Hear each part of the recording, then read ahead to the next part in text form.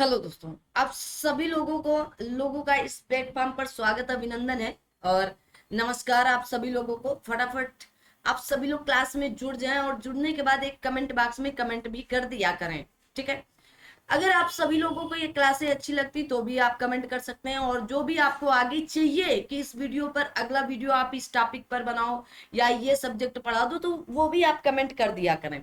Telegram channel नहीं join किया तो अभी भी आपके पास टाइम है। टेलीग्राम चैनल को जरूर ज्वाइन कर लिया करो आप सभी लोग। तो जा करके आप सभी लोग क्या करें, सबसे पहले टेलीग्राम चैनल को ज्वाइन कर सकते हैं। लिंक आपको इसी वीडियो के डिस्क्रिप्शन बॉक्स पर दिया गया है। तो इत्मीनान से बैठ करके आप टेलीग्राम ज्वाइन कर सकते हैं। वहां पर भी आपको बहुत ही बेहतरीन चीजें दी जा रही हैं लगातार। घटना चक्र की इस बुक को पूरी तरह से कंप्लीट कराने वाले हैं जीएस प्लस हिंदी।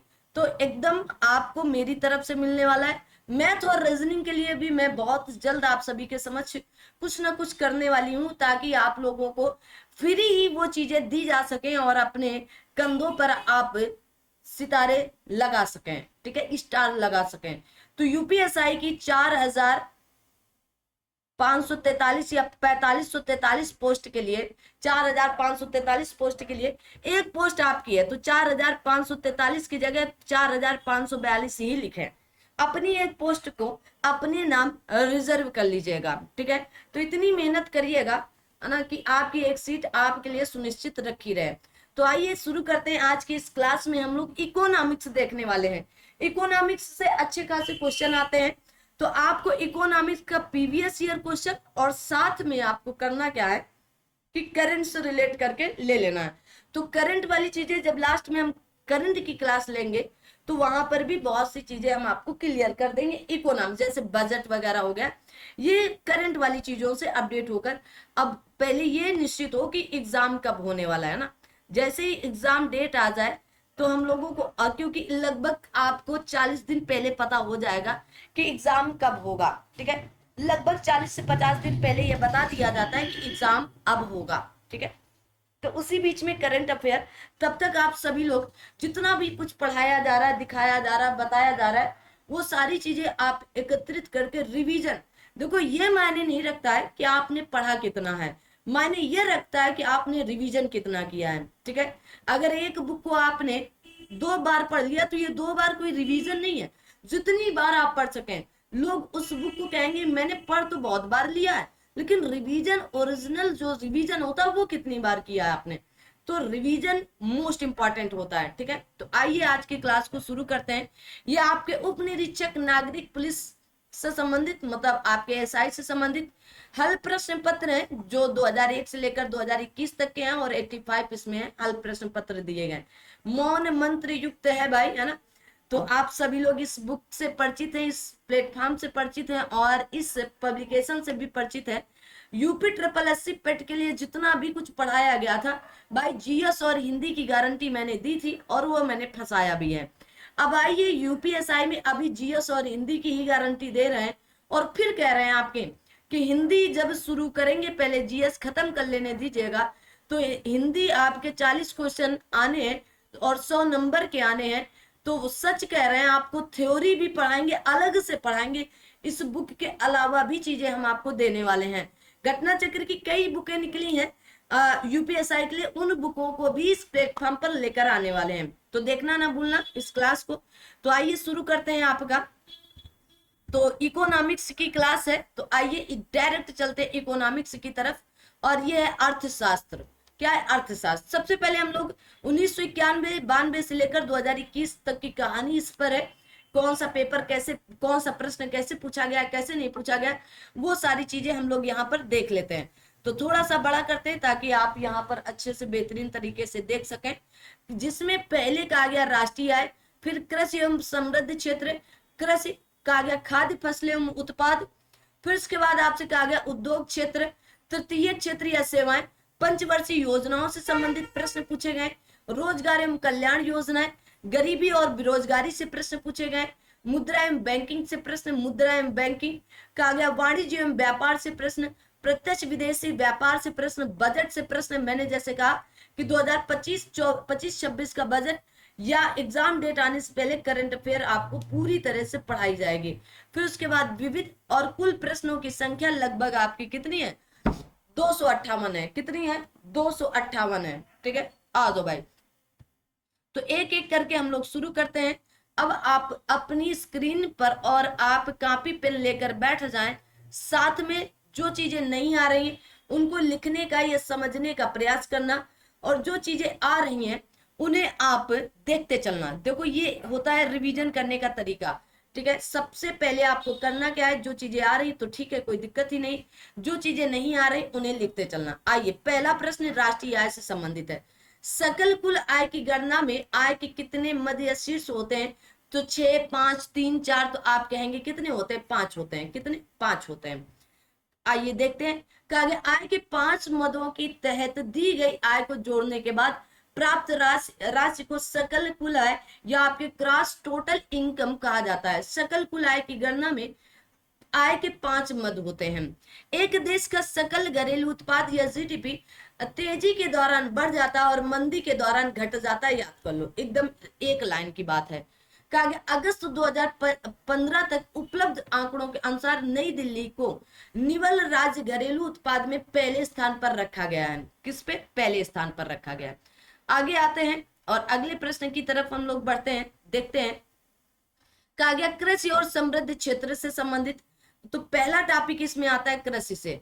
कहा गया राष्ट्रीय कृषि और ग्रामीण विकास बैंक या नाबार्ड की स्थापना कब की गई, तो आप कहेंगे आपके जुलाई 1982 में। तो 12 जुलाई 1982 को नाबार्ड की स्थापना की गई थी। ठीक है, आगे आते हैं, आगे देखते हैं। चलिए तो आगे देखते हैं। कहा गया कृषि उत्पादन व्यापार और वाणिज्य संवर्धन और सुविधा विधेयक 2020 पेश करने वाले केंद्रीय मंत्री नरेंद्र सिंह तोमर जी रहे। कौन, नरेंद्र सिंह तोमर। देखो अब इसे रिलेट करके आपसे कोई भी प्रश्न बन सकता है या बनाया जा सकता है। ठीक है, आगे आते हैं। कहा गया भारतीय राष्ट्रीय कृषि सहकारी विपणन संघ लिमिटेड और कृषि और विज्ञान कल्याण मंत्रालय के अंतर्गत आता है। तो कृषि एवं किसान कल्याण मंत्रालय किसके अंतर्गत आता है, ये प्रश्न था। तो भारतीय राष्ट्रीय कृषि सहकारी विपणन संघ लिमिटेड के अंतर्गत आता है। कहा गया भारत में वर्ष 2022 तक किसानों की आय कितनी होनी थी, 2 गुनी कर देनी, मतलब 6,000 रुपया की जगह 12,000 रुपया मिलने की बात कही गई थी। हुई क्या, आप कमेंट करेंगे ना, जिनको जिनको मिली। ठीक है, कहा गया सूक्ष्म सिंचाई कोष को राष्ट्रीय कृषि और ग्रामीण विकास बैंक नाबार्ड के तहत स्थापित किया गया था। तो सूक्ष्म सिंचाई कोष जो है वो किसके अंतर्गत, नाबार्ड के अंतर्गत। अब मैंने अभी थोड़ी देर पहले बताया कि नाबार्ड की स्थापना कब हुई थी। तो अगर आपके माता पिता आपके साथ सुन रहे हैं, भाई बहन आपके साथ सुन रहे हैं, आपके दोस्त मित्र आपके साथ सुन रहे हैं, तो एक दूसरे से प्रश्न कर लीजिएगा, क्योंकि जस्ट पीछे अभी बताया, इसी क्लास में 2 मिनट पहले मैंने बताया। आगे देखो, कांग्रेस कृषि सुधार समिति 1949 की अध्यक्षता किसने, तो आप कहेंगे जेसी कुमारप्पा जी ने की थी। किसने, जेसी कुमारप्पा जी ने। याद कर लो भाई। कहा गया राष्ट्रीय कृषि उच्च शिक्षा परियोजना विश्व बैंक भारत सरकार 50-50 के अनुपात में वित्त पोषित करती है। कितना, 50-50। कहा गया ऑपरेशन फ्लड से स्वायत्त कृषि संबंधित है, ये कब शुरू हुई, 1970 में। अब कमेंट करके बताओगे स्वायत्त क्रांति के जनक किसे कहा जाता है। ठीक है, श्वेत क्रांति के जनक किसे कहा जाता है, कमेंट करेंगे। कहा गया राष्ट्रीय फसल बीमा पोर्टल प्रधानमंत्री फसल बीमा योजना से संबंधित है। राष्ट्रीय, कहा गया कृषि उत्पादों में व्यापार के लिए भारत का पहला कृषि वायदा सूचकांक, तो आप कहेंगे एग्रीडेक्स है। क्या, एग्रीडेक्स। कहा गया एम.एस. स्वामीनाथन, अभी इन्हें भारत रत्न दिया गया, हरित क्रांति के जनक कहे जाते हैं। कृषि में गोल क्रांति किससे संबंधित, तो आलू, आलू कचालू गोल गोल ना, जो भी है। आ जाओ भाई। नीली क्रांति, तो आप कहेंगे मत्स्य पालन या मछलियों से। भारत में केरल राज्य जो है वो रबर का सर्वाधिक उत्पादन राज्य है ना। जिंदगी में क्या गम, है ना, जिंदगी में मतलब किसी की जिंदगी में गम कम नहीं है। ठीक है, जिनके पास है वो भी गम में है कि उनके पास और होना चाहिए, जिनके पास नहीं वो भी गम में है कि हमारे पास थोड़ा बहुत तो होना चाहिए। तो इसलिए खुश रहो, मस्त रहो और जाने तो जो जहां जा रहा है ना। ठीक है ना, सच कह रहे हैं भाई, जीवन में अब तो बस यही लग रहा है कि अकेले रहना ज्यादा बेहतर है। अकेले रहो, स्वस्थ रहो, ना दुनिया भर की चकल्लस होगी, ना चाय चाय ना चुकुर चुकुर किसी के साथ होगा, है ना। और जीवन में बस अकेले रहो, है ना। और जो अकेले रहना सीख लिया, ये भी एक बहुत बड़ी बात होगी कि जो अकेले खाना खाना सीख लिया तो वो कुछ भी अकेले कर सकता है। ये बात याद रखना आज से मेरे ना। जो व्यक्ति अकेले खाना खाना सीख लिया तो वो कुछ भी कर सकता है, क्योंकि हम लोग पढ़ क्या रहे हैं, इकोनॉमिक्स, ठीक है। आ दो। तो भारत में महाराष्ट्र अरहर या तुर का प्रमुख उत्पादक देश है। अगर अभी वर्तमान में पूछ लिया जाए, आप बताना कमेंट करके, आप सभी लोग मिल करके बताइयो कि वर्तमान समय में अरहर या तुर का उत्पादक राज्य कौन है पहला, बताएं कौन हो सकता है। एमपी, बताएं जल्दी से। तो क्या बोलोगे, मध्य प्रदेश, ठीक है। कहा गया एक ही स्थानांतरण खेती भारतीय राज्य मध्य प्रदेश में किस नाम से जानी जाती है, वेबर नाम से। किस नाम से, वेबर। पूर्वोत्तर भारत में प्रचलित कृषि भूमि प्राप्त करने के लिए वन के एक छोटे से हिस्से को काटकर जलाने की रीति को क्या, झूमिंग कृषि या झूम कहते हैं, ठीक है। ये लोग क्या करते हैं, जैसे यहाँ पर पहले गए, मान लो यहाँ पर पहुंच गए, है ना, और यहाँ की बढ़िया झाड़ जो होती ना, झाड़, उसको साफ आप करते हैं। झाड़ी झाड़ी जानते हो ना, जहाँ छोटे छोटे कांटे वाली झाड़ियां होती है ना, उनको साफ आप करके यहाँ की जो पत्ते होते हैं उनको जला करके, काट करके जलाने की रीति बढ़िया कर लेते। फिर वहां पर कृषि या आपकी कृषि उत्पन्न करते हैं ना, जैसे गेहूं चावल जो उनका अनाज वहां उत्पन्न होता। फिर उसके बाद क्या करते हैं, जब वो आपकी भूमि एक समय ऐसा आएगा, क्योंकि वो ओरिजिनल भूमि तो है नहीं उस तरह की, तो बंजर हो जाएगी, तो ये स्थान बदल देते हैं और खसक जाएंगे आगे। फिर यहाँ पर वही प्रक्रिया, फिर जब यहाँ पर बंजर हो जाएगा तो आगे और खसकेंगे, फिर यहाँ पर वही प्रक्रिया, और ये सर्कल चलता है। तब तक ये वाली भूमि जो है वो उर्वरक युक्त फिर से हो जाती है, ठीक है। समझ में आगे आते, इसी का आगे स्थानांतरित कृषि, एक स्थान से दूसरे स्थान, दूसरे स्थान से तीसरे स्थान करते ही रहते हैं। कृषि उत्पादकता में गिरावट के लिए प्रदूषण एक कारण नहीं माना जाता है, क्योंकि कृषि उत्पादकता में गिरावट के लिए प्रदूषण एक कारण नहीं है। कहा गया है, पूछ लिया जाए कि किस राज्य में गन्ना उपज प्रति हेक्टेयर सर्वाधिक है, तो क्या बोलेंगे, महाराष्ट्र में। अगर वर्तमान में पूछ लिया जाए तो अपना यूपी है भैया। कौन है, यूपी है। 2017 में महाराष्ट्र था। शेयर क्रॉपिंग एक प्रकार की क्या है, कृषि व्यवस्था है, शेयर क्रॉपिंग, ठीक है। भारत में सबसे अधिक सिंचाई सिंचित क्षेत्रफल वाला राज्य कौन है, उत्तर प्रदेश। हमारा अपना यूपी है। कॉफी का मूल स्थान कहाँ था, इथोपिया। अब आप कमेंट करके बताओगे इथोपिया की राजधानी क्या है, बताएंगे। आदिश अबाबा, क्या बोलोगे, आदिश अबाबा। कहा गया FAO, अगर आपसे पूछ लिया जाए FAO का फुल फॉर्म क्या होगा, FAO के अनुसार वर्ष 2025 में अध्ययन ब्राजील कॉफी उत्पादन में शीर्ष पहुंच गया है। कौन, ब्राजील, ठीक है। तो फूड एंड एग्रीकल्चर ऑर्गेनाइजेशन, ठीक है, इसकी स्थापना भी पूछी जा सकती है कि इसकी स्थापना कब हुई थी, तो आप कहेंगे 1945 में। FAO की कब, 1945 में। कहा गया पेरू जैव विविधता से समृद्ध देश है, वेरी इंपॉर्टेंट फैक्ट है, ठीक है। 2021-22 का तृतीय अग्रिम अनुमान में सब्जी उत्पादन में उत्तर प्रदेश शीर्ष प्रचलित रहा है। तो कौन, उत्तर प्रदेश राज्य रहा है अपना। आगे आता है, आगे देखो। सेशन फिर से कहना, मतलब मुझे कहना मजबूरी है कि आप लोग सेशन को लाइक शेयर सब्सक्राइब करते चलें, क्योंकि आप लोग लाइक शेयर और सब्सक्राइब करते ही नहीं है। वीडियो पर व्यूज तो आते हैं लेकिन सब्सक्राइब ही नहीं कर रहे हो आप लोग ना, तो प्लीज सब्सक्राइब करते चलें। कहा गया राई से, राई जानते हो ना, राई, अरे तिलहन जो होता है, राई से खाद्य तेल निकाला जाता है। राई की गिनती सरसों की जाति में की जाती है, किसमें, सरसों में। कहा गया सिंचाई के पानी में उर्वरक या रसायनों की मिलावट, तो आप कहेंगे आपके फर्टिगेशन कहलाता है। ये क्या, फर्टिगेशन, किसान लोग सभी लोग जानते होंगे। भारत में पश्चिम बंगाल जूट उत्पादन राज्यों की सूची में सबसे ऊपर रहा है, अभी तक भी है, वर्तमान समय में भी है। जो फसल एक वर्ष या उससे कम के लिए उगाई जाती है उसे बैंक ऋण के प्रयोग के लिए अल्पकालिक फसल माना जाता है। भारत में नारियल का सबसे बड़ा उत्पादक राज्य कौन सा है? तो केरल। पूछ लिया जाए वर्तमान में भारत का नारियल का सबसे बड़ा उत्पादक राज्य कौन सा है? कहीं कर्नाटक तो नहीं है, तो क्या बोलोगे? वर्तमान समय में कर्नाटक। याद रखना, जो इंपॉर्टेंट चीजें वो मैं आपको बताती चल रही हूँ। भारत में हर हर 5 वर्षों के बाद कृषि की गणना की जाती है। कब? 5 वर्षों के बाद। गेहूं और जो रबी की फसलें हैं, कैसी हैं रबी की फसलें, ये भी याद कर। तरबूज, खरबूज, जायद कृषि मौसम उपयुक्त है। भारत में चावल आपका पश्चिम बंगाल नहीं, अभी वर्तमान में चावल तेलंगाना में है। कहां पर है? तेलंगाना में है, ठीक है, सबसे नंबर 1 पर है।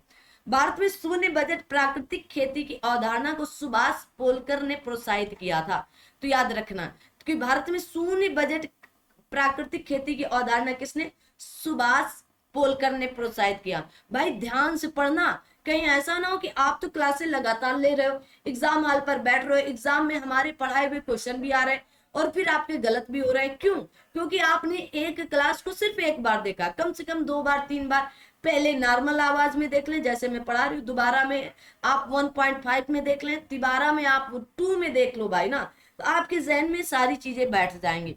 वर्ष 2020 में पारित कृषि अधिनियम, जिसे भारत सरकार ने वापस ले लिया, के अनुसार कृषि समझौते की न्यूनतम अवधि कितनी है? तो एक कहा गया एक सयकाल या 1 क्रॉप सीजन। भारत में कृषि में भारत विश्व में दालों का सबसे बड़ा उत्पादक, उपभोक्ता और आयातक है। सही है क्या? आप कहोगे बिल्कुल सही है, ठीक है। तो हाँ, ये बिल्कुल सच है कि भारत विश्व में दालों का सबसे बड़ा उत्पादक, उपभोक्ता और आयातक है, ठीक है। कहा गया रबी की फसल शीत ऋतु में बोई जाती है, ठीक है। कब? शीत ऋतु की फसलों में बोई जाती है, ठीक है, याद रखेंगे। अब देखो रबी की फसल गेहूं अभी आपका धान लगा हुआ है, धान अक्टूबर में काटा जाएगा, फिर अक्टूबर नवंबर में आपका गेहूं बोया जाता है। अभी धान सितंबर या अक्टूबर में काटा जाएगा, फिर अक्टूबर नवंबर। तो गेहूं कब बोया जाता है? अक्टूबर, मतलब शीत ऋतु में, ठंडी में, ठीक है। कृषि और आपके प्रसंस्कृत खाद्य उत्पाद निर्यात विकास प्राधिकरण, वाणिज्य और उद्योग मंत्रालय से भारत सरकार के अंतर्गत आता है। इंपॉर्टेंट है क्योंकि इस तरह के प्रश्न बार बार पूछे जा रहे हैं। आगे देखो अगला प्रश्न आपके खाद्य फसलें एवं उत्पाद से संबंधित, ठीक है। चलो आ जाओ भाई। कहा गया भारतीय खाद्य निगम के अधीन कार्य करता है, तो किसके? तो आप कहेंगे उपभोक्ता मामले और खाद्य और सार्वजनिक वितरण मामले के अंतर्गत कार्य करता है। तो भारतीय खाद्य निगम की स्थापना खाद्य निगम अधिनियम 1964 के अंतर्गत वर्ष 1965 में हुई थी। कब? 1965 में की गई। यह एक सांविधिक संस्था है जो उपभोक्ता मामले और खाद्य और सार्वजनिक वितरण मामले के अधीन कार्य करता है। आगे आते हैं,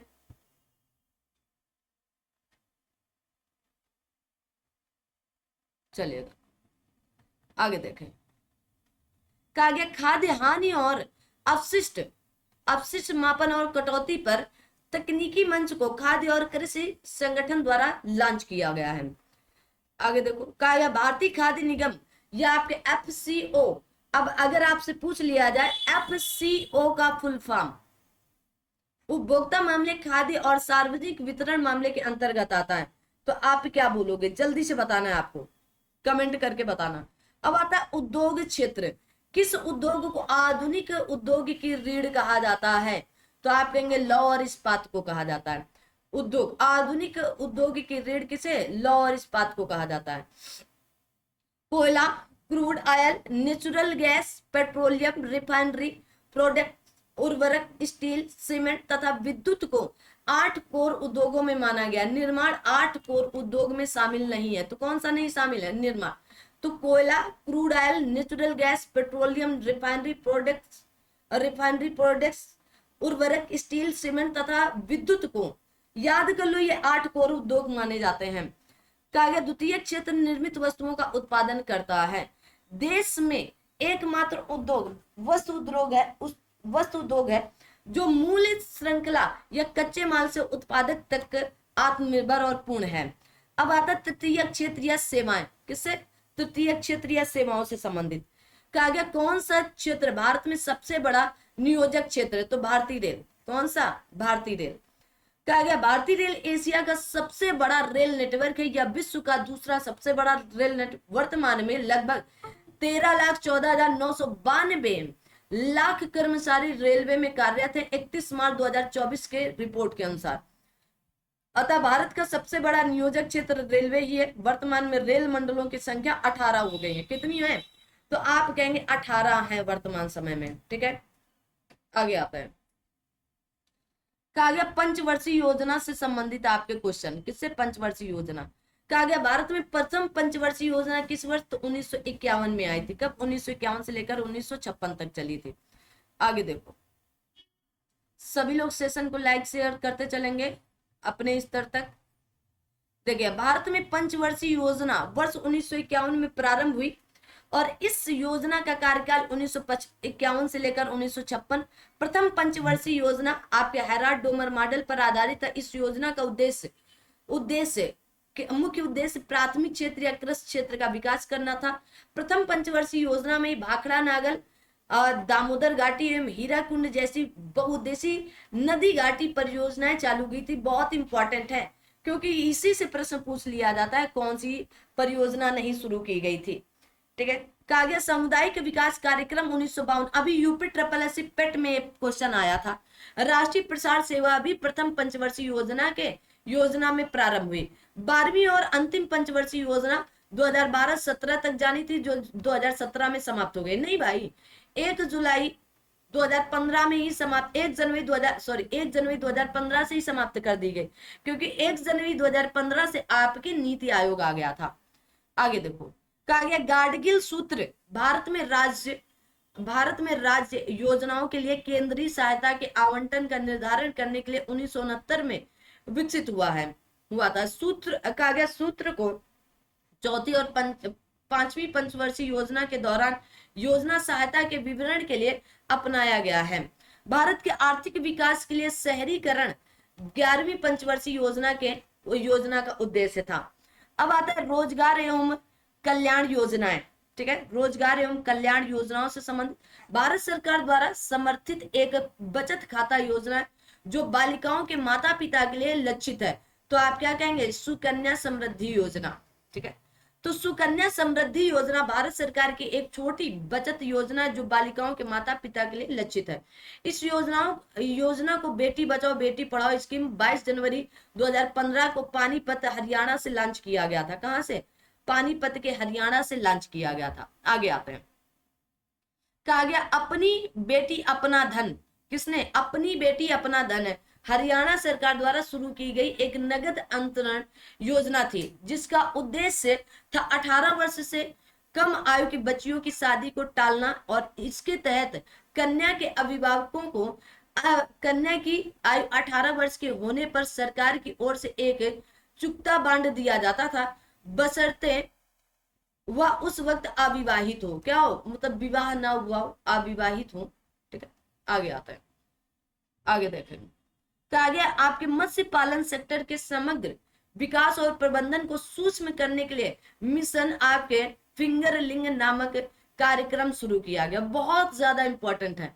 हमारे देश में ग्रामीण विकास सामुदायिक विकास योजना या विकास कार्यक्रम कब? 1952 में आया था। कब? 1952 में। समेकित बाल संरक्षण तो योजना महिला एवं बाल विकास मंत्रालय भारत सरकार की एक विस्तृत योजना है, जिसका उद्देश्य देश में बच्चों के लिए एक संरक्षणकारी वातावरण तैयार करना है। आगे बढ़ते हैं, देखेंगे। कहा गया वर्ष 1950 में सर्वोदय योजना का मसौदा आपके जयप्रकाश नारायण जी या जेपी नारायण ने तैयार किया था। याद कर लो, ये भी इंपॉर्टेंट है। ठीक है, कहा गया 2020-21 के बजट के अनुसार किसान क्रेडिट कार्ड या केसीसी योजना के तहत प्रधानमंत्री किसान सम्मान निधि योजना के लाभार्थियों को शामिल किया जाएगा। ठीक है, आगे आते हैं। आगे देखेंगे, कहा गया वर्ष 2021-20-21 के बजट के अनुसार आपके विकारी वस्तुओं के लिए निर्बाध राष्ट्रीय शीत आपूर्ति श्रृंखला के लिए किसान रेल आरंभ किया गया था। अब ये प्रश्न नहीं आएगा, लेकिन इस तरह के जो भी प्रश्न या फैक्ट बनेंगे वो पूछे जा सकते हैं। कहा गया आपके निश्चय पोषण योजना का उद्देश्य टीबी या तपेदिक रोगियों को पोषण संबंधी सहायता के लिए प्रोत्साहन या आपके कहा गया इंस्टीट्यूट प्रदान करना। अगर पूछ लिया जाए कि टीबी उन्मूलन का लक्ष्य कब तक रखा गया है, टीबी उन्मूलन का लक्ष्य कब तक रखा गया है, तो आप कहेंगे केंद्र सरकार ने 2025 तक रखा है। कब तक? 2025 तक। 2020-21 के बजट के अनुसार सरकार ने किसानों को कहा गया धारणा क्षमता प्रदान करने हेतु आपके HSG द्वारा संचालित ग्राम भंडारण योजना चलाई। कौन सी? ग्राम भंडारण। अब आपसे पूछ लिया जाए SHG का फुल फॉर्म, तो क्या बोलोगे? आप कहेंगे सेल्फ हेल्प ग्रुप होते हैं ये, ठीक है। आ जाओ भाई। राष्ट्रीय कृषि बीमा योजना के कार्यान्वयन के लिए नोडल एजेंसी जिम्मेदार है। कौन? Nodal agency. कहा गया उत्तर पूर्व ग्रामीण आजीविका परियोजना को विश्व बैंक की मदद से 2012 में शुरू किया गया था। तो उत्तर पूर्व ग्रामीण आजीविका परियोजना को राष्ट्रीय फसल बीमा पोर्टल प्रधानमंत्री फसल बीमा योजना से संबंधित है। प्रधानमंत्री फसल बीमा योजना के तहत देश के किसानों को किसी भी प्राकृतिक आपदा के कारण फसल बर्बाद होने पर बीमा प्रदान किया जाता है। कहा गया ई रकम या आपके ई कहा गया रकम राष्ट्रीय किसान आपके अग्रिम मंडी पोर्टल योजना किसानों को डिजिटल प्लेटफॉर्म प्रदान करने के लिए केंद्र सरकार द्वारा शुरू किया गया था, जहां किसान अपने कृषि उत्पादकों की नीलामी के माध्यम से बेच सकते हैं। आगे देखेंगे। कहा गया कृषि उत्पादकता बढ़ाने के लिए आपके साधारणीय कृषि के लिए राष्ट्रीय मिशन। कौन सा मिशन? राष्ट्रीय मिशन की संरचना की गई है। विशेष रूप से बारिश द्वारा सिंचित क्षेत्रों में और उसमें एकीकृत खेती पानी के कहा गया उपयोग में दक्षता, मृदा स्वास्थ्य प्रबंधन और संसाधन संरक्षण कहा गया आपकी सहकारिता पर ध्यान केंद्रित किया गया है। तो कब? राष्ट्रीय मिशन। अगर पूछ लिया जाए राष्ट्रीय मिशन कब आया था, कब बताएंगे? अब 1988 में राष्ट्रीय मिशन किसी एक मिशन को नहीं बल्कि राष्ट्रीय साक्षरता मिशन को 1988 कई मिशन लेकर ही आया था, ठीक है। 2005 में भी आए थे। पश्चिम बंगाल में 1979 में शुरू किए गए ऑपरेशन आपके बरगा ने कहा गया बटाईदारों को जमींदारों द्वारा निष्कासन के खिलाफ कानूनी संरक्षण प्रदान किया और इन्हें उपज के उचित हिस्से का हकदार बनाया गया। तो कब? 1979 में। कब? 1979। आगे देखते हैं।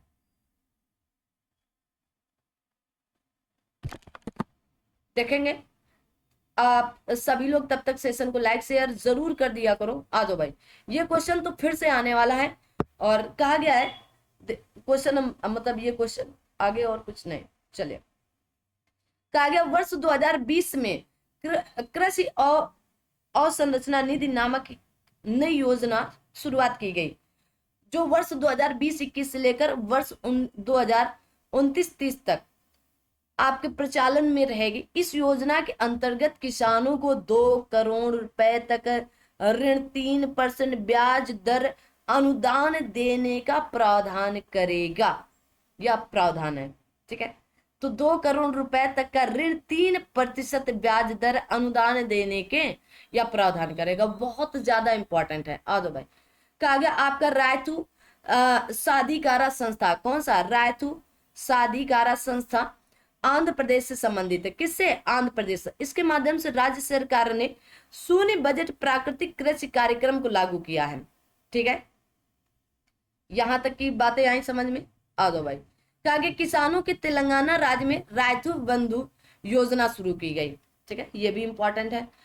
अब कहा गया खाद्य प्रसंस्करण क्षेत्र में कृषि और कृषि आधारित उद्योगों के लिए मजबूत आधुनिक अवसंरचना का निर्माण करने के लिए प्रधानमंत्री किसान संपदा योजना शुरू की गई। अगर पूछ लिया जाए प्रधानमंत्री किसान संपदा योजना कब शुरू हुई,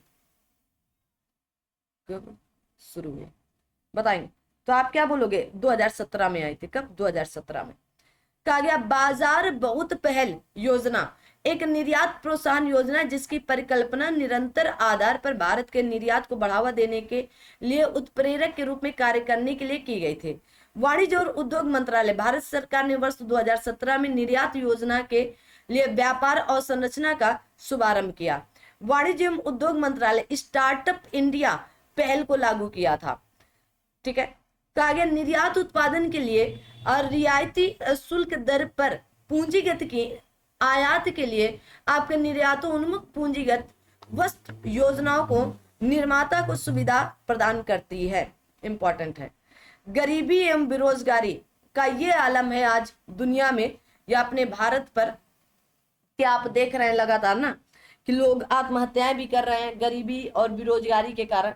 ठीक है, तो ऐसे कोई कदम ना उठाए, है ना। सरकार भी अपना पूरा मतलब एफर्ट डाल रही है कि किसी तरह बेरोजगारी भी समाप्त हो ना और गरीबी भी समाप्त हो, लेकिन कोई चीज एक समाप्त नहीं होती है। आ दो भाई, आगे आते हैं। गरीबी रेखा से नीचे लोगों का अनुपात द्वारा अनुमानित है। तो लोगों की संख्या के अनुपात गरीबी सूचकांक या गरीबी रेखा से नीचे, तो क्या बोलोगे? तो आप कहेंगे लोगों की संख्या के अनुपात के साथ।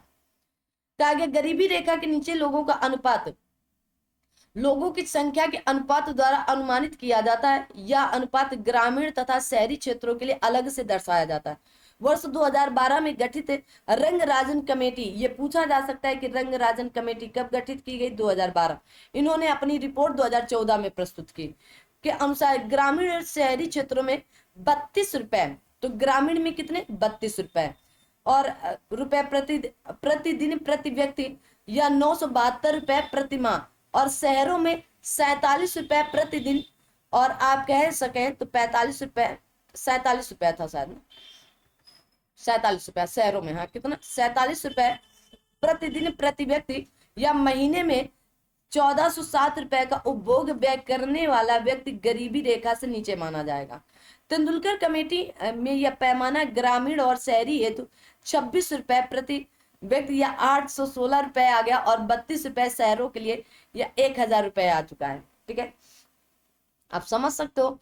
अगर इन लोगों को ये बात कही जाए कि आप 1000 रुपए में महीना चला कर दिखाओ, इन्हीं लोगों से जिन लोगों ने ये अवधारणा दी है, ठीक है, या 1400 रुपए में आप गांव में भी हैं तब भी करके दिखाएं, है ना।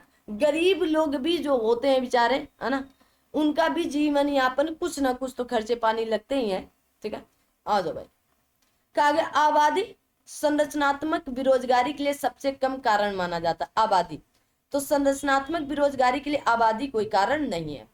संयुक्त राष्ट्र के कहा गया आपके संधारणीय विकास लक्ष्य ने वर्ष 2030 तक सभी प्रकार की गरीबी को समाप्त करने का प्रस्ताव दिया है। ठीक है, ध्यान रखना इस बात को। मुद्रा एवं बैंकिंग से संबंधित प्रश्न, तो सबसे पहले आता है मुद्रा। भारत की विदेशी मुद्रा अधिकतम इस मद में खर्च की जाती है कि पेट्रोलियम उत्पादों के आयात पर। आगे देखो, 2011 में पूछा गया। कहा गया दिए गए विकल्पों में भारत की विदेशी मुद्रा अधिकतम पेट्रोलियम उत्पादों के आयात पर खर्च होती है। वाणिज्य एवं उद्योग मंत्रालय भारत सरकार की वार्षिक रिपोर्ट 2023-24 के अनुसार आयातित शीर्ष 5 वस्तुएं जैसे पेट्रोलियम, है ना, या इसी को क्रूड, स्वर्ण, दूसरे में कौन? स्वर्ण, तीसरे में आप कहेंगे पेट्रोलियम उत्पाद, चौथे में आता है कोक या कोल या कोक एवं आपके कहा गया ब्रिक्स, तथा 5वें में आता है इलेक्ट्रॉनिक्स घटक। आगे दो, पुरानी मुद्रा को समाप्त कर उसके स्थान पर नई मुद्रा जारी करने को विमुद्रीकरण कहा जाता है। रियाल कहाँ की? सऊदी अरब की मुद्रा है। ठीक है, रियाल। डॉलर या ऑस्ट्रेलियाई डॉलर ऑस्ट्रेलिया की मुद्रा है। कहाँ की? ऑस्ट्रेलिया की। अर्थव्यवस्था में असली मुद्रा मूलधन या बाजार में मुद्रा की मात्रा ब्याज दरों में कमी के कारण बढ़ जाती है। असली मुद्रा। लागत कहा गया जन्य मुद्रास्फीति गति या तीव्रता के आधार पर मुद्रास्फीति का एक कारक नहीं है। क्या है? मुद्रास्फीति का एक कारक नहीं है। ठीक है, आगे जाओ। कहा गया मुद्रास्फीति जनित मंदी की एक ऐसी स्थिति को दर्शाता है जिसमें अर्थव्यवस्था में उच्च मुद्रास्फीति, उच्च बेरोजगारी और स्थिर आर्थिक वृद्धि का एक साथ अनुभव होता है। आगे देखो,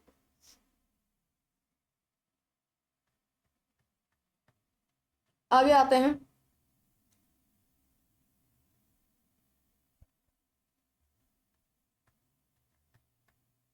कहा गया भारत में मुद्रास्फीति लक्ष्यीकरण भारतीय रिजर्व बैंक करता है। कौन करता है? भारतीय रिजर्व बैंक। अब आ गया है आपका आरबीआई। ठीक है। तो एक हमारी स्टूडेंट है जो रेगुलर पढ़ती हैं, है? उनका नाम है ऋचा मिश्रा जी, अक्सर इनका कमेंट आता रहता है, तो ऋचा मिश्रा, ऋचा जी लिख दे रहे हैं फिलहाल यहाँ पर।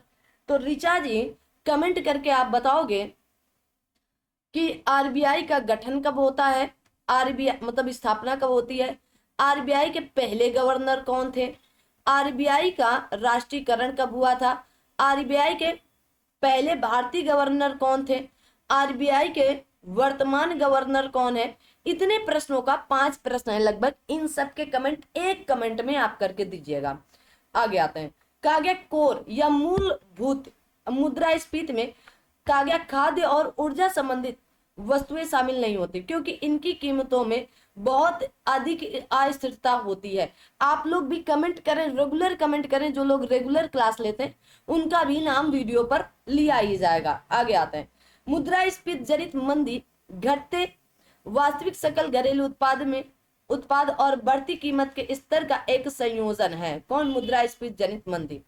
कहा गया आपके प्रत्या या आपके कहा गया रिफ्लेक्शन। अब देखो यहाँ पर रिफ्लेक्शन सही है हिंदी से, है ना, के अंतर्गत वे सभी क्रियाएं, नीतियां व उपाय आते हैं जो सरकार द्वारा मुद्रास्फीति गति को रोकने के लिए किए जाते हैं। ठीक है, तो आपके कहा गया प्रत्ययस्फीति, तो आपके प्रत्ययस्फीति या रिफ्लेक्शन के अंतर्गत सब क्रियाएं, नीतियां व उपाय आते हैं जो सरकार द्वारा मुद्रास्फीति गति को रोकने के लिए किए जाते हैं। कहा गया आपके अधिशिष्ट मुद्रा या आपके कहा गया फिल्ड मनी, मुद्रा जिसे लोगों को स्वीकार करना होता है क्योंकि इससे कानूनी समर्थन प्राप्त होता है। सिक्के तथा करेंसी आपके अधिशिष्ट मुद्रा है। ठीक है, जिन्हें आप छू सकें, है ना, महसूस कर सकें। सिक्के क्या है? आप छूते हो, है ना। नोट क्या है? आपके पास करेंसी आती है, तो ये क्या है आपकी आप कहेंगे अधिशिष्ट मुद्रा है, या आप कह सकते हैं अधिदृष्ट मुद्रा है। ठीक है, वर्ष 2016 में अंतरराष्ट्रीय मुद्रा कोष या इंटरनेशनल आपके मॉनेटरी फंड या आईएमएफ ने 4 उभरती अर्थव्यवस्थाओं वाले देश को अधिक मतदान का अधिकार दिए। ये देश कौन कौन से हैं? तो चीन है, अपना भारत भी है, ब्राजील भी है, रूस भी है, श्रीलंका इन देशों में शामिल नहीं था। कहा गया सस्ती मुद्रा नीति। सस्ती मुद्रा नीति का तात्पर्य आपके अंततः पूर्ण रोजगार को प्राप्त करने तथा विशेष तथा निवेश को बढ़ावा देने के लिए तैयार की जाती है या तैयार की गई नीति होती है। ठीक है, भारतीय रिजर्व बैंक का गवर्नर मौद्रिक नीति समिति का पदेन अध्यक्ष होता है। याद कर लो भाई, जहां जहां मैंने ये शब्द जोड़ दिया है कि याद कर लीजिएगा, तो वहां वहां तो जरूर याद कर लीजिएगा। कहा गया आपके हाजिर या स्पॉट बाजार के मामले में विदेशी मुद्रा की भौतिक कहा गया आपके सुपुर्दगी होनी चाहिए। विदेशी मुद्रा प्रबंधन अधिनियम तो आप कहेंगे जून 2000 में लागू किया गया था, ये भी याद कर लीजिएगा। विदेशी मुद्रा प्रबंधन अधिनियम वर्ष 1999 अधिनियमित किया गया और आपका जून 2000 में लागू किया गया था। मनमोहन सिंह भारत के ऐसे वित्त मंत्री थे जिन्होंने विदेशी मुद्रा प्रबंधन अधिनियम के अंतर्गत भारत में प्रत्यक्ष विदेशी निवेश की शुरुआत की थी। कौन थे? मनमोहन सिंह जी थे। अब आता है बैंकिंग। कहा गया 1969 में कितने बैंकों का राष्ट्रीयकरण हुआ था? तो आप कहेंगे 14 बैंकों का। 1980 में कितने बैंकों का? आप कहोगे 6 बैंकों का। कितने? 6 बैंकों का आ जाता है।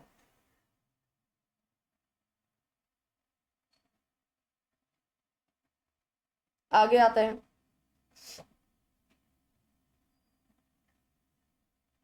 क्या हो रहा है भाई? आगे बढ़ो, चिपक गया है। चलो 1 सेकंड पहले समय लेते हैं।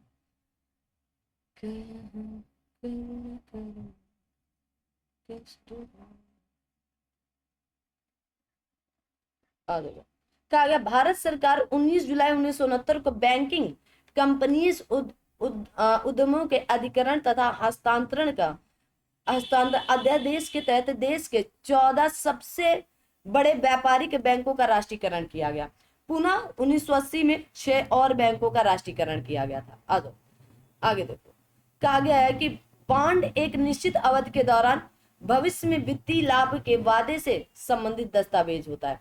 भारतीय प्रतिभूति और विनिमय बोर्ड की स्थापना 1992 में की गई थी। कब? 1992 में, याद कर लो, इंपॉर्टेंट है। कहा गया भारतीय रिजर्व बैंक की स्थापना 1935 में हुई थी।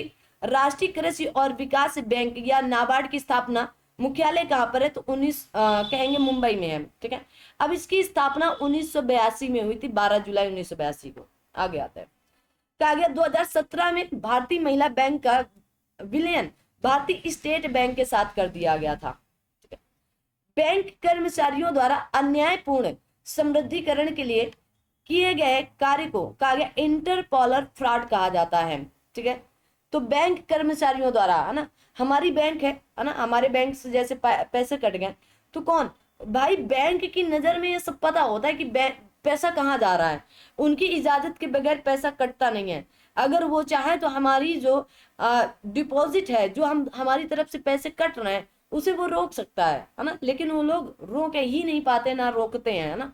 आ जाओ, घरेलू कहा गया वाणिज्यिक बैंकों के लिए प्राथमिकता प्राप्त क्षेत्र के तहत कुल लक्ष्य समायोजित निवल बैंक ऋण का 40% है। कितना? 40%। कहा गया बैंक चेक प्रोसेसिंग में मैग्नेटिक इंक या आपके कैरेक्टर आपके कहा गया रिकग्निशन या इसी को MICR तकनीक का प्रयोग किया जाता है। भारत में आयात निर्यात बैंक की स्थापना कब हुई थी? 1982 में। वेरी इंपॉर्टेंट है। बैंकिंग कारोबार का संकेंद्रण बैंकों का राष्ट्रीयकरण का लक्ष्य है नहीं है। वी शिवरामन समिति की सिफारिश 1982 में लागू की गई थी। पूर्व RBI गवर्नर CD देशमुख ने भारतीय रिजर्व बैंक को एक शेयर धारक की संस्था से राज्य के स्वामित्व वाले संगठन में सुचारू रूप से बदलने में मदद किए थे। बजट 2020-21 में नाबार्ड द्वारा कहा गया आपके एग्री वेयर हाउसिंग की मैपिंग और जियो टैगिंग की जाने की बात कही गई। तो कब? तो बजट 2020-21 के अकॉर्डिंग कहा गया बैंकिंग तृतीय क्षेत्र या सेक्टर का उदाहरण होता है। तो कौन? बैंकिंग।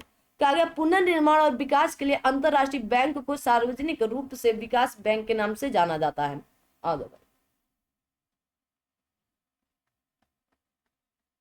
आगे आते हैं, कहा गया न्यू डेवलपमेंट बैंक के पहले अध्यक्ष कौन थे? तो आप कहेंगे KV कामत जी। अगर मैं आपसे पूछ लूं कि न्यू डेवलपमेंट बैंक की स्थापना कब हुई थी, कौन बताएगा? तो आप कहोगे 2014 में हुई थी। कब? 2014 में। ठीक है, कब हुई थी? 2014 में। न्यू डेवलपमेंट बैंक को पहले ब्रिक्स डेवलपमेंट बैंक कहा जाता था या ब्रिक्स राष्ट्रों या देशों द्वारा स्थापित एक बहुपक्षीय विकास बैंक है। 2014 में ब्रिक्स ब्राजील, रूस, भारत, चीन और दक्षिण अफ्रीका राष्ट्र द्वारा शुरू किया गया न्यू डेवलपमेंट बैंक है। ठीक है, 2014 में। कहा गया जमा बीमा और आपके प्रत्येक गारंटी निगम भारतीय रिजर्व बैंक की पूर्ण स्वामित्व वाली सहायक कंपनी है। राष्ट्रीय किशोर स्वास्थ्य कार्यक्रम का लक्ष्य सामाजिक और व्यवहार परिवर्तन के माध्यम से किशोरों के स्वास्थ्य और कल्याण को बढ़ावा देने की बात कही गई है। भारत में वाणिज्यिक बैंकों द्वारा कृषि ऋण भूमि बंधक योजना के अंतर्गत स्वीकृत नहीं किया गया है। अब आता है आपके वाणिज्य और व्यापार। किससे संबंधित? वाणिज्य और व्यापार। तो वाणिज्य के किस क्षेत्र से बुल तथा बियर जुड़े हैं? तो आप कहोगे शेयर बाजार से। किससे? शेयर बाजार से। बियर तथा बुल, अरे बियर पीने वाली नहीं और बुल आपका बैल नहीं। ठीक है, बियर तथा बुल का गया शब्दों का प्रयोग शेयर बाजार क्षेत्र में होता है, जबकि जो व्यक्ति स्टॉक की कीमतें बढ़ाना चाहते हैं तेजड़िया तथा जो स्टॉक की कीमतें घटाना चाहते हैं तो मंदड़िया कहलाता है। बाजार में स्टॉक की कीमतें बढ़ती हैं तो उसे बुल मार्केट तथा जब घटती हैं तो उसे बियर मार्केट कहते हैं। शेयर बाजार से संबंधित अन्य शब्द जैसे आपके लेम डक, स्टैक इत्यादि हैं। ठीक है, भाई आगे आते हैं। बियर तथा बुल शब्दों का प्रयोग शेयर बाजार क्षेत्र में किया जाता है। कहा गया आप शब्द भेदिया लेन देन या इनसाइडर ट्रेडिंग शेयर बाजार संबंधित है। किससे? शेयर बाजार से। विभिन्न बाजारों में कीमतों या आपके प्रति लाभ में अंतर से लाभ देने को आपके अंतरपणन कहा जाता है। क्या? अंतरपणन। कहा गया उस मध्यस्थता को निवेशकों से तुलनात्मक रूप से कम विनियम किए जा सकने वाले प्रत्यक्ष ग्राहक स्वीकार करते हुए बचत कर्ताओं को ऐसे अप्रत्यक्ष वित्तीय दावे जारी करने से संबंधित जो तुरंत विनिमय किए जा सकते हैं, तो इसी को चलन मध्यस्थता कहा जाता है। क्या? चलन निधि मध्यस्थता कहा जाता है। 2017 में पूछा गया था क्वेश्चन।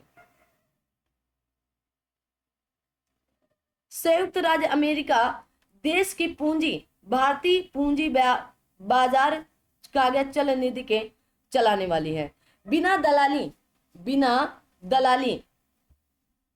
दलाली खाता खोले एक विदेशी कंपनी के शेयरों को बेचने और खरीदने के लिए ग्लोबल डिपॉजिटरी रसीद या आपके GDR एक साधन है। ठीक है, याद कर लो भाई।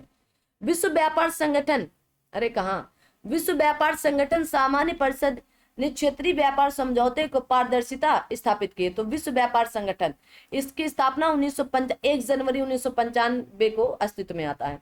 विश्व व्यापार संगठन को प्राशुल्क और व्यापार पर सामान्य समझौते का प्रवर्ती या आपके सदस्य माना जाता है। वाणिज्य एवं उद्योग मंत्रालय भारत सरकार के आर्थिक सलाहकार कार्यालय द्वारा थोक मूल्य सूचकांक प्रकाशित किया जाता है। जून 2007 में यूरोपीय संघ के साथ भारत ने द्विपक्षीय व्यापार और निवेश समझौते पर बातचीत की थी। 2021 में पूछा गया था, मत कहना कि इतना पुराना क्यों है ना। अवैध व्यवसाय से अर्जित लाभ क्या कहलाता है? तो कर योग्य होता है। क्या होता है? कर योग्य। राष्ट्रीय आय बीमा खाता ट्रस्ट वाणिज्य और उद्योग मंत्रालय भारत सरकार के नियंत्रण में आता है और इसकी स्थापना 2006 में की गई थी। या देश में जहां निजी सदस्य संगठन देश के बैंक में राशि जमा करते हैं या देश के शेयर और बॉन्ड बाजारों में खरीदारी करते हैं, वहां पूंजी की प्रविष्टि को विदेशी कागज पोर्टफोलियो या निवेश सूची निवेश कहा जाता है। कागज इन्वेस्ट इंडिया वाणिज्य और उद्योग मंत्रालय के तहत निवेश को बढ़ावा देने के लिए एक प्रमुख एजेंसी होती है। कौन? Invest India. व्यापार उपचार महानिदेशालय वाणिज्य विभाग कागज डंपिंग रोधी या आपके एंटी डंपिंग की जांच करता है। किसकी? एंटी डंपिंग की जांच करता है। आगे आते हैं। कागज विदेशी पोर्टफोलियो निवेशकों और विदेशी संस्थागत निवेशकों के लिए किसी कंपनी के जारी और प्रदत्त पूंजी की आपके इक्विटी प्रतिभूतियों में निवेश और व्यापार के लिए 24% की सीमा है। OLI पूछ लिया जाए, OLI सिद्धांत का उदार प्रतिमान भी कहते हैं। तो यहां पर OLI का फुल फॉर्म क्या होगा बताएंगे? OLI का फुल फॉर्म जल्दी से क्या हो सकता है? जहां के अकॉर्डिंग बताना है आपको, इकोनॉमिक्स के अकॉर्डिंग। ठीक है, किसके अकॉर्डिंग? तो आप कहोगे इकोनॉमिक्स के अकॉर्डिंग। ठीक है ना, सभी लोग अपना अपना कमेंट करेंगे। तो आप क्या बोलोगे? कौन कौन बताने वाला है भाई? ऐसे टुकुर टुकुर क्या देख रहे हो कि मैडम लिख दें कुछ, है ना? तो हम तो नहीं लिखने वाले हैं, आप सभी लोग बताएंगे। ठीक है, आ दो आगे। जो टुकुर टुकुर लोग देख रहे थे कि शायद कुछ लिख दें, चलो आ जाओ। क्या गया? भारत में विदेशी या अनिवासी से धन उधार लेते समय बाहरी वाणिज्यिक उधारी के दिशा निर्देशों का पालन किया जाना चाहिए। भारतीय निर्यात संगठन परिसंघ federation of Indian export organisation का मुख्यालय नई दिल्ली में स्थित है। आर्थिक सहयोग और विकास संगठन के दिशा निर्देशों के अनुसार न्यूनतम स्वामित्व रखने के लिए आवश्यक निवेश का न्यूनतम कितना? 10% रखना चाहिए। कागज जब सार्वजनिक क्षेत्र उपक्रम नियोजित पूंजी पर नकारात्मक प्रतिफल दर दिखाते हैं तो सरकार आपके PSU में अपनी हिस्सेदारी या पूर्ण या आंशिक बेच देती है। इसे विनिवेश के रूप में जाना जाता है। भारत एल्युमिनियम कंपनी लिमिटेड या बाल्को भारत सरकार की हिस्सेदारी के विनिवेश के खिलाफ दायर जनहित याचिका का एक ऐतिहासिक जनहित याचिका मामला माना जाता है, क्योंकि इसके नतीजों में अदालत ने यह कहा कि सरकार के आर्थिक फैसलों की चुनौती देना अदालत के दायरे में नहीं आता है। एक सीमा पार निवेश, जहां एक वैश्विक कंपनी किसी दूसरे देश में एक स्थापित स्थानीय कंपनी को खरीदती है और इसे एक सहायक व्यापार व्यापार मानती है, तो ये वो क्या अंतरराष्ट्रीय अधिग्रहण कहलाता है। क्या अंतरराष्ट्रीय अधिग्रहण। जालसाजी विरोधी व्यापार समझौते का आधिकारिक तौर पर जापान द्वारा अभिपुष्ट। ये जालसाजी शब्द से इतना इतना डर लगने लगा है भाई कि क्या ही बोला जा सके। आज के टाइम पर किसी प्रकार का कोई भरोसा नहीं करना है ना। आ जाओ भाई। कहा गया विदेश व्यापार या विकास और विनियमन अधिनियम कब, तो 1992 में लागू किया गया था। प्रत्यक्ष विदेशी व्यापार से आता है प्रश्न, क्या आता है कि भारत के निम्नलिखित में से किस राज्य को अक्टूबर 2019 से सितंबर 2020 तक भारत में सबसे अधिक प्रत्यक्ष विदेशी निवेश है आपके अंतर्वाह प्राप्त हुआ, तो गुजरात। बोले तो कौन, गुजरात। अब देखो, अब इस बार किसने, तो महाराष्ट्र ने। अब उत्तर प्रश्न आ जाए तो महाराष्ट्र सही होगा, बस इतना पढ़ना है आपको, क्या महाराष्ट्र। आगे आते हैं। कहा गया मॉरिशस अप्रैल 2000 से 2020 तक तथा अप्रैल 2000 से जून 2023 तक भी अब मॉरिशस ही भारत में सबसे अधिक प्रत्यक्ष विदेशी निवेश शेयर अंतर्वाह प्रदान किया है। वही वित्त वर्ष 2023-24 में सिंगापुर नंबर 1 पर। तो याद करो, हो सकता है ये प्रश्न आ जाए आपसे। अप्रैल 2020 से और सितंबर 2020 तक कंप्यूटर का गया सॉफ्टवेयर और हार्डवेयर सबसे अधिक प्रत्यक्ष विदेशी निवेश इक्विटी अंतर्वाह प्राप्त हुआ है। सिंगापुर ने वर्ष 2019-20 के दौरान भारत में अधिकतम एफडीआई अंतर्वाह में योगदान दिया था। एफडीआई सुधार और इसकी परिभाषाओं के युक्तिकरण के लिए कहा गया मायाराम समिति का गठन किया गया था। अगर मैं पूछ लूं कि मायाराम समिति का गठन कब किया गया था, बताएंगे। अरविंद मायाराम समिति का गठन कब किया गया था, 2013 में किया गया था। वर्ष 2020 में भारत सरकार ने ऑटोमेटिक रूट या स्वचालित मार्ग के तहत रक्षा या विनिर्माण क्षेत्र में प्रत्यक्ष विदेशी निवेश की सीमा 49% से बढ़ाकर 74% तथा सरकारी मार्ग से 100% एफडीआई की अनुमति दी गई। भारत में प्रत्यक्ष विदेशी निवेश की शुरुआत 1991 में नई आर्थिक नीति के अंतर्गत हुई थी। भारत में कहा गया आपके आबादित मार्ग से एकल ब्रांड खुदरा क्षेत्र में प्रत्यक्ष विदेशी निवेश की कहा गया अनुग्रह सीमा कितनी है, 100% है। कोरियर सेवाओं में स्वतः आपकी स्वीकृत मार्ग के अंतर्गत 100% प्रत्यक्ष विदेशी निवेश की अनुमति है। भारत में निजी सुरक्षा एजेंसियों के लिए प्रत्यक्ष विदेशी निवेश की सीमा कितनी है, आप कहोगे 49%। कितनी है, 49%। ठीक है, अब ये बढ़ाकर कितनी कर दी गई, तो आप कहेंगे 74%। और सरकारी अनुमोदन कितना हो गया, 74%।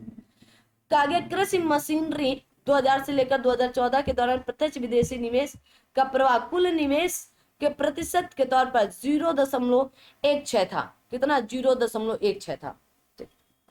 जब कोई कंपनी या व्यक्ति किसी ऐसे व्यवसाय में विदेशी निवेश करता है जो उसके देश में उसके मौजूदा व्यापार से संबंधित नहीं है, तो उसे आप कहेंगे संगुटिका। क्या, संगुटिका कहा जाए या प्रत्यक्ष विदेशी निवेश कहा जाता है।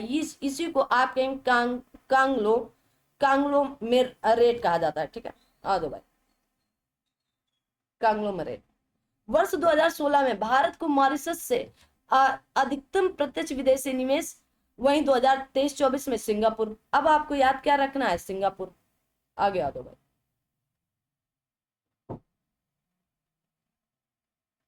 चलिए,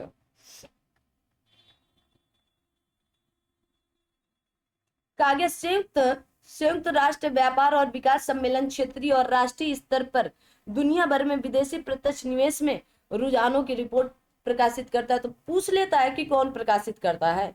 भारत में तंबाकू उद्योग विदेशी प्रत्यक्ष निवेश निषिद्ध है।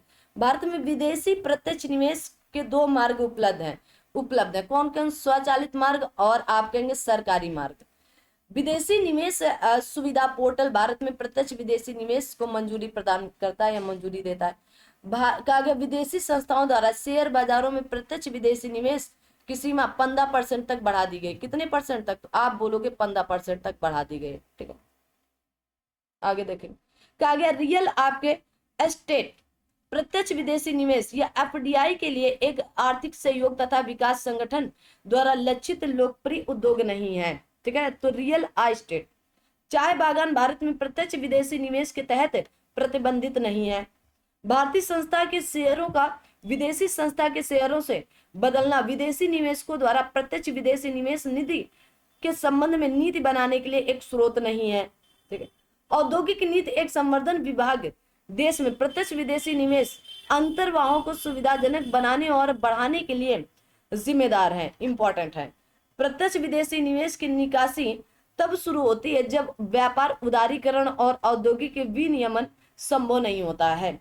भारतीय रिजर्व भारत में प्रत्यक्ष विदेशी निवेश को नियंत्रित करता है। कौन? भारतीय रिजर्व बैंक। वाणिज्य और उद्योग मंत्रालय सरकारी मार्ग के माध्यम से भारत में प्रत्यक्ष विदेशी निवेश का प्रबंधन करता है। कहा गया आर्थिक सहयोग और विकास संगठन के अनुसार किसी निवेश को विदेशी प्रत्यक्ष निवेश के मानने के लिए 10% की सीमा निर्धारित की गई। कितने परसेंट की? 10% की सीमा निर्धारित है। ठीक है, आगे देखो। अब आता है बजट। ठीक है, बजट पहला भारतीय बजट 1952 में प्रस्तुत किया गया था। किसकी अध्यक्षता में या किसके स्थान पर? पंडित जवाहरलाल नेहरू जी। कौन थे? पंडित जवाहरलाल नेहरू जी। अगर वही प्रश्न पूछना चाह रहा है तो, या आपके आर.के. षणमुखम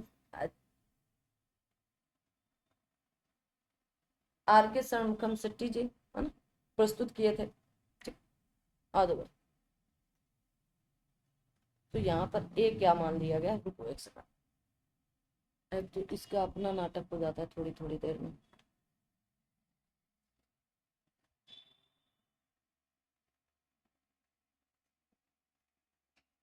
सी.डी. देशमुख के द्वारा ना, सी.डी. देशमुख। ओके, तो ए लगा लो अभी हाल फिलहाल, देखते हैं। ठीक है, अच्छा 1952 में। ओके, चलिए, वो तो पहला आर.के. सेट में कहा गया। 1947 को स्वतंत्र भारत का पहला बजट आर.के. षणमुखम शेट्टी द्वारा प्रस्तुत, लेकिन प्रथम आम चुनाव के पश्चात पहला भारतीय बजट 1952 में सी.डी. देशमुख ने प्रस्तुत किया था। कहा गया 2020-21 के बजट के अनुसार सरकार ने कृत्रिम आपके गर्भाधान की व्याप्ति को वर्तमान 30% बढ़ाकर 70% कर दिया है। 2020-21 के बजट के अनुसार सरकार ने मवेशियों में होने वाले आपके मुंहपका और खुरपका रोग या फुट एंड साउथ डिजीज और आपके कहा गया ब्रुसेलोसिस वर्ष 2025 तक खत्म करने का लक्ष्य रखा गया। याद कर लो इसको। 1921 में केंद्रीय बजट से रेल बजट को अलग करने के लिए कौन सी समिति? तो आप कहेंगे प्रथम समिति प्रस्ताव रखा गया था। 2020-21 के बजट के अनुसार भारत सरकार ने वर्ष 2025 तक भेड़ बकरी में कहा गया आपके पेटिस आपके रोमिनेंटिस को खत्म करने का लक्ष्य रखा गया है। ठीक है, रोमिनेंटिस। 2020-21 के बजट के अनुसार वित्तीय वर्ष 2020-21 के लिए राजकोषीय घाटे का लक्ष्य 3.5 है। वही 2025-26 के लिए राजकोषीय घाटा कितना है? 4.4%। ठीक है, अनुमान। तो ये वाला याद करना है, वो तो पूछा नहीं जाएगा। अब आता है आपका विविध। ठीक है, विविध। ठीक है, विविध बहुत ज्यादा इंपॉर्टेंट होता है। माल्थस का जनसंख्या सिद्धांत किस अवधारणा पर आधारित है? तो जनसंख्या ज्यामितीय रूप से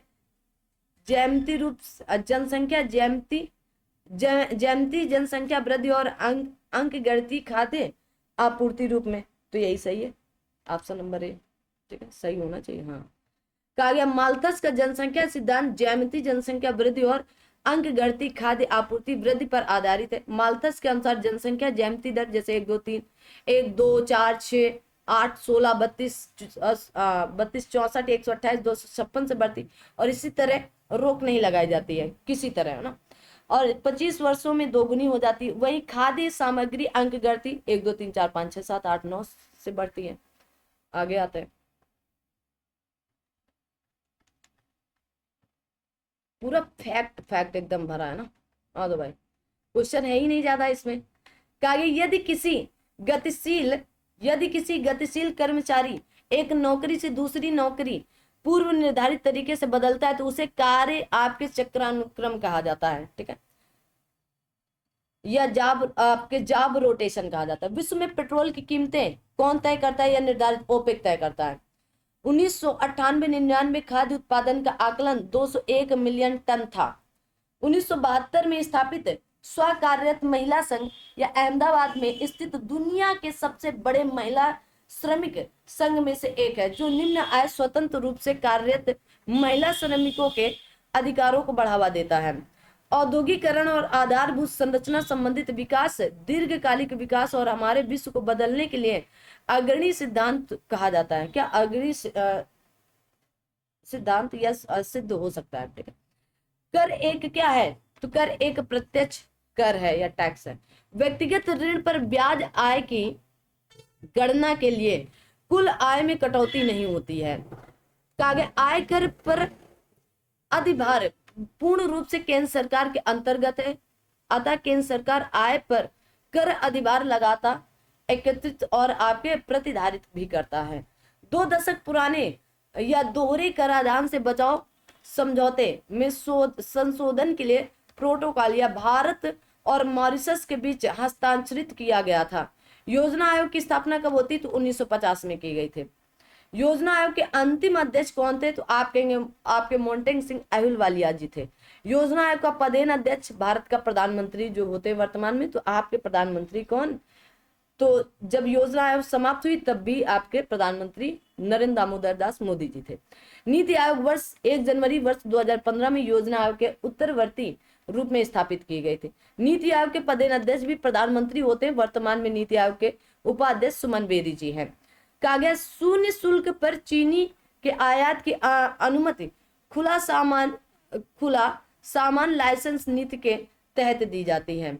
कहा गया आपके एमएटी या न्यूनतम वैकल्पिक कर शून्य कर की कंपनियों पर लगाया जाता है।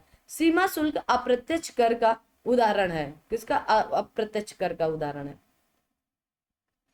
आगे आता है, कहा गया आपका अनुलाभ वो सुविधाएं या लाभ है जो आपके उपभोक्ताओं को, जो नियोक्ताओं द्वारा कर्मचारियों के वेतन के अतिरिक्त नगद अथवा, अरे भाई अब कुछ ज्यादा ही चला गया, नगद अथवा सेवाओं के रूप में दिया जाता है, ठीक है। उदाहरण के लिए मुफ्त भोजन, गाड़ी, ड्राइवर, आधिकारिक कार हेतु लैपटॉप इत्यादि दिए जाते हैं, ठीक है। आगे आता है, घाटे की वित्त व्यवस्था तथा कर में बढ़ोतरी सरकारी खर्च के लिए आवश्यक, तो ये क्या है, वित्त के स्रोत हैं। किसके स्रोत हैं, वित्त के स्रोत हैं। वे किसान जो तुरंत फसल ऋण चुकाते हैं उन्हें भारत सरकार द्वारा 3% की दर से अतिरिक्त ब्याज सहायता भी दी जाती है। बढ़िया। ऋण का गया गृह ऋण, मूलधन चुकौती और आपके सार्वजनिक भविष्य निधि तथा जीवन बीमा प्रीमियम कर बचत निवेश है, जबकि आपके सावधि जमा या फिक्स्ड डिपॉजिट कर बचत निवेश नहीं है। कर प्रणाली के तहत अघोषित आय की चोरी करने वालों की जांच के लिए आपके विमुद्रीकरण के तुरंत बाद स्वच्छ धन अभियान शुरू किया गया था। कहा गया वित्त मंत्रालय के अधीन आयकर जांच महानिदेशालय एक आपके विधि प्रवर्तन संस्था है जो धोखाधड़ी, अपवसन तथा काले धन को वैध बनाने जैसे भारतीय कर कानून के उल्लंघन की जांच करता है। उल्लंघनों की क्या करता है, तो जांच करता है, ठीक है, याद करना है। आगे आते हैं, कहा गया लागत जो कि व्यावसायिक गतिविधि की प्रकृति या स्तर में परिवर्तन से बदलती नहीं है उसे विफल लागत कहा जाता है। क्या कहते हैं, विफल लागत। कहा गया भारतीय प्रतिभूति एवं विनिमय बोर्ड या सेबी को पूर्ण वैधानिक अधिकार 30 जनवरी 1992 को दिया गया था। करदाता पहचान संख्या या वर्तमान में GSTIN अप्रत्यक्ष कर से संबंधित, किससे, अप्रत्यक्ष कर से। कहा गया आपके प्राथमिकता प्राप्त क्षेत्र के ऋण लघु उद्योग, कृषि, छोटे कारोबार आदि को दिए जा रहे ऋण की ओर संकेत करते हैं। आगे देखो, कहा गया फंड या निधियां जो विशेष रूप से सरकारी प्रतिभूतियों में निवेश होते हैं उन्हें वे बिल्ट या गिल्ट फंड कहलाते हैं। कौन सा फंड? Guilt fund. आगे, संयुक्त टास्क कंपनियों की लेखा परीक्षा होती है ताकि वैधानिक आवश्यकता पूरी हो। लाभ, आय या लाभ पर लगाए कर के बजाय वस्तुओं और सेवाओं पर लगाए गए कर को अप्रत्यक्ष कर के रूप में जाना जाता है। कहा गया एक अर्थव्यवस्था यदि उत्पादन संसाधनों की कमी से जूझ रही है तो कुल खर्च में वृद्धि के कारण या सांकेतिक आय और कीमतों में वृद्धि का कारण बताया जाता है। आगे आता है, फिर से एक बार कहना चाहेंगे कि आप लोग सेशन को लाइक शेयर सब्सक्राइब जरूर कर देंगे। ठीक है, आगे चलते हैं। भारत में कार्बन टैक्स या कोयले के उत्पादन तथा आयात पर दर की 400 रुपया प्रति टन है। कार्बन टैक्स एक अप्रत्यक्ष कर है। फिर से पूछा जा सकता है कार्बन टैक्स कैसा अप्रत्यक्ष कर है। कहा गया कार्यशील पूंजी अपने अल्पकालिक दायित्वों को पूरा करने की किसी कंपनी की क्षमता का एक मापदंड है। इसे वर्तमान पूंजी नाम से भी जाना जाता है। वित्त आयोग का गठन भारत के राष्ट्रपति के द्वारा होता है ना। अभी आप देखेंगे कि 14वें वित्त आयोग 2015 से 20 में राज्यों के बीच करों के आवंटन के सूत्र में वनावरण को भी जोड़ दिया गया है। ये आपके हरित हस्तांतरण सूत्र के नाम से जाना जाएगा। 14वें वित्त आयोग के अध्यक्ष कौन थे? तो आप कहेंगे वाई वी रेड्डी जी थे। 15वें वित्त आयोग के अध्यक्ष कौन है? तो आप कहेंगे एन.के. सिंह हैं। अगर पूछ लिया जाए 16वें वित्त आयोग के अध्यक्ष कौन होंगे? 16वें वित्त आयोग आप कहेंगे अरविंद पनगड़िया जी होंगे। कौन? अरविंद पनगड़िया। वस्तु एवं सेवा कर या जीएसटी को गंतव्य आधारित कर कहा जाता है। भारतीय कंपनी को विदेशी निवेश प्राप्त करने के लिए प्रतिफल प्राप्ति की तारीख से पूंजी कहा गया लिखित जारी करने के लिए 60 दिन का समय सीमा दी गई है। कहा गया सीमा शुल्क अधिनियम भारत में एंटी डॉपिंग या आपके डॉपिंग शुल्क को नियंत्रित करता है। बाद में राष्ट्रीय कंपनी कानून आपके न्यायाधिकरण का गठन कब किया गया? तो 2016 में। नेशनल कंपनी लॉ आपके ट्रिब्यूनल की स्थापना कब हुई? 2016 में। इंपॉर्टेंट है, याद कर लो। वाणिज्य और उद्योग मंत्रालय ने राष्ट्रीय निवेश और विनिर्माण क्षेत्र की नीति की घोषणा की जाती है। ठीक है, कहा गया आपके सहपरिवर्तन नोट एक स्टार्टअप कंपनी द्वारा जारी किया गया लिखित या आपके इंस्ट्रूमेंट जो शुरू में ऋण के रूप में पैसों की प्राप्ति की पुष्टि करता है तथा धारक की इच्छा पर देय होता है। राजकोषीय उत्तरदायित्व और बजट प्रबंधन अधिनियम 2003 को अगस्त 2003 में अधिनियमित तथा जुलाई 2004 में लागू किया जाता है। एक भारत कंपनी द्वारा अन्य भारतीय कंपनियों में निवेश को कहा गया डाउन स्ट्रीम निवेश की संज्ञा दी जाती है। क्या? डाउन स्ट्रीम निवेश की संज्ञा दी जाती है। आगे बढ़ते हैं। कहा गया कृषि अवसंरचना कोष के, मुझे पता था क्योंकि वो पहले से ही हैंग हो रहा था, के तहत योग्य उधारकर्ताओं के लिए क्रेडिट गारंटी कवरेज 2 करोड़ रुपए तक ऋण के लिए या 2 करोड़ रुपए के 2 करोड़ रुपए के ऋण के लिए उपलब्ध होगा। 10 क्या? उन सभी व्यक्तियों द्वारा प्राप्त किया जाना चाहिए जो स्रोत पर कटौती या आपके टीडीएस के लिए जिम्मेदार होता है। माल और सेवा कर परिषद का अध्यक्ष या चेयरपर्सन तो केंद्रीय वित्त मंत्री होता है, याद कर लो इसको। जीएसटी परिषद के प्रधान सचिव के रूप में केंद्रीय राजस्व सचिव कार्य करता है। जीएसटी पूरे भारत में 1 जुलाई 2017 को लागू हुआ था। जीएसटी परिषद में केंद्र सरकार के वोट की भारिता या वेटेज कुल मतों का 1/3 होता है। कितना? 1/3। माल और सेवा कर परिषद का गठन कब? तो 2016 में होता है। भारत एशियन का गया आपके क्लियरिंग यूनियन का सदस्य है, याद कर लो। कहा गया सबसे आपके पसंदीदा राष्ट्र तो सिद्धांत माल और सेवाओं के आयात और निर्यात से संबंधित नीतियों में सभी देशों के साथ सामान्य व्यवहार करने के लिए सदस्य देशों का आह्वान करता है। नगद में प्राप्त अधिकतम 50,000 रुपए तक के व्यक्तिगत उपहारों को आय नहीं माना जाता है। ठीक है, तो 50,000 रुपए तक ये कीमत सुनते ही कुछ गूंज उठता है ना।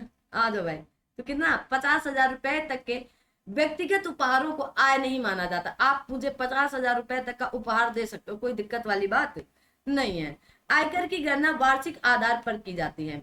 कहा गया विश्व व्यापार संगठन को प्राशुल्क और व्यापार पर सामान्य समझौते के कहा गया परवर्ती संगठन के रूप में स्थापित किया गया था। कहा गया आर्थिक सर्वेक्षण 2019-20 में भारत में भोजन की प्लेट की आर्थिक स्थिति का वर्णन करने के लिए कहा गया थालीनॉमिक्स शब्द का उपयोग किया गया था। किसका? थालीनॉमिक्स, याद रखना भाई। ठीक है, वैसे तो पूछ लिया गया है।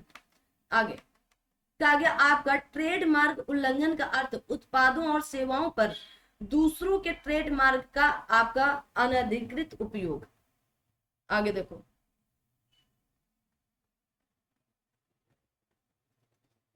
फिर से एक ही शब्द कहना चाहेंगे, सेशन को लाइक शेयर सब्सक्राइब जरूर कर देना। कहा गया भारतीय इस्पात प्राधिकरण या steel authority of India limited नियमित की गई तो 1973 में।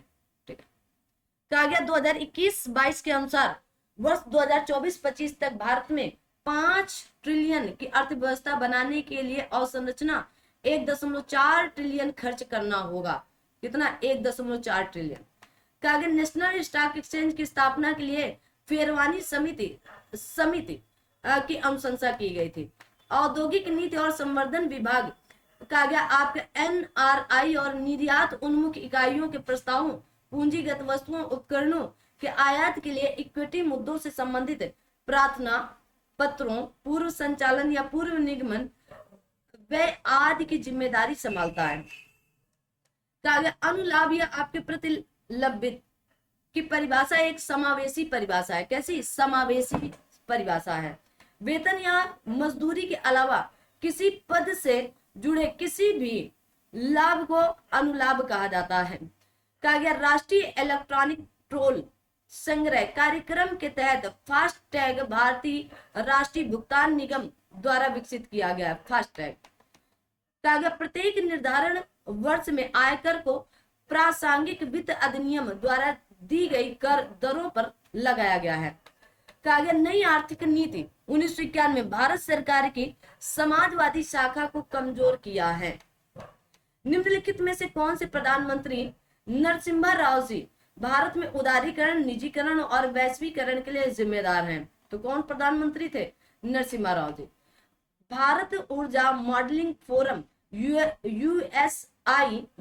USAID और नीति आयोग द्वारा संयुक्त रूप से प्रारंभ किया गया था। ठीक है, अगर यहाँ पर पूछ लिया जाए USAID का फुल फॉर्म क्या होगा?